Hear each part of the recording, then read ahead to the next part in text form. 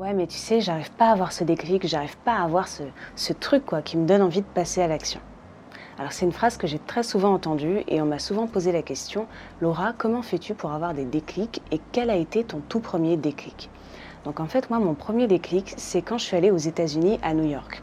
J'y suis partie à l'âge de 17 ans et j'ai décidé voilà, d'explorer un petit peu le monde. Et en fait, ce qui s'est passé, c'est que j'ai rencontré un garçon là-bas qui était très gentil, très sympathique. Et en fait, on a échangé un petit peu. Et il m'a dit qu'il promenait des chiens, que c'était son job en fait. Donc lui, ce qu'il faisait, c'est qu'il promenait les chiens de personnes fortunées pour quelques centaines de dollars et voilà, c'était son gagne-pain. Au début, quand il m'a dit ça, je dois vous avouer que je l'ai un petit peu jugé, voilà.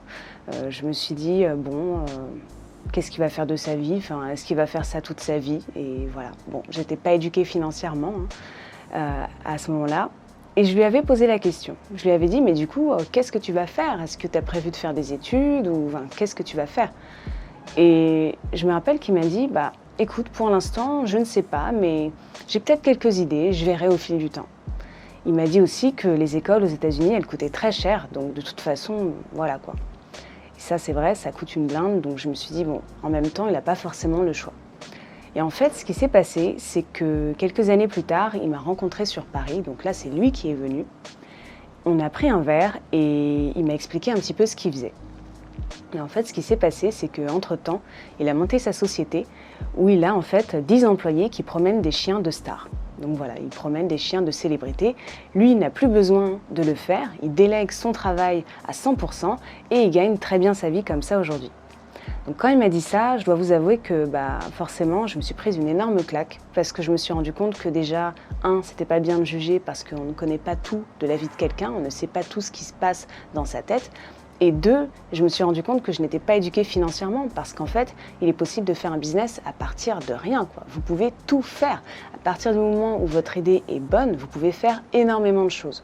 Donc voilà, ça a été ça mon déclic personnellement. Et du coup, pour répondre à la question comment faire pour avoir ce déclic, je pense qu'il faut vraiment sortir de sa zone de confort. Parce que si j'ai eu ce déclic, c'est avant tout parce que voilà, j'ai pris mes affaires et je suis partie. J'ai quitté la France, je suis allée aux États-Unis et je suis allée dans un nouvel environnement. Donc si vous voulez un déclic, il faut absolument sortir de votre zone de confort. Il faut absolument quitter votre environnement. Parce qu'en fait, notre environnement de base, il est toujours le même. Il y a une vraie routine, ce sont les mêmes personnes que l'on connaît, on a nos amis d'enfance, on a nos petites habitudes. Et en fait, souvent, ce sont des personnes qui ne font pas des choses extraordinaires, dans le sens où ils ne vont pas essayer de prendre des risques dans leur vie. Donc si vous continuez à côtoyer ces mêmes personnes, vous ne risquerez pas d'avoir des déclics, puisque ce sera toujours la même routine. Vous serez tout le temps dans les mêmes habitudes de vie. En revanche, si vous sortez de votre zone de confort, que vous dites « Ok, j'ai envie d'explorer le monde, j'ai envie de faire ci, j'ai envie de faire ça, peut-être de déménager, d'habiter dans un endroit nouveau, avec des personnes peut-être plus élevées financièrement, intellectuellement que moi », alors vous aurez beaucoup plus de chances d'avoir un déclic. Parce que moi, donc ça a été le cas pour moi, ce garçon était plus élevé que moi intellectuellement et financièrement, et du coup, il m'a donné un déclic. Donc voilà, pour répondre à la question, après le déclic, il ne se crée pas. C'est-à-dire que j'ai mis toutes les chances de mon côté pour l'avoir, mais il s'est fait comme ça. C'est la vie aussi qui vous donnera un déclic.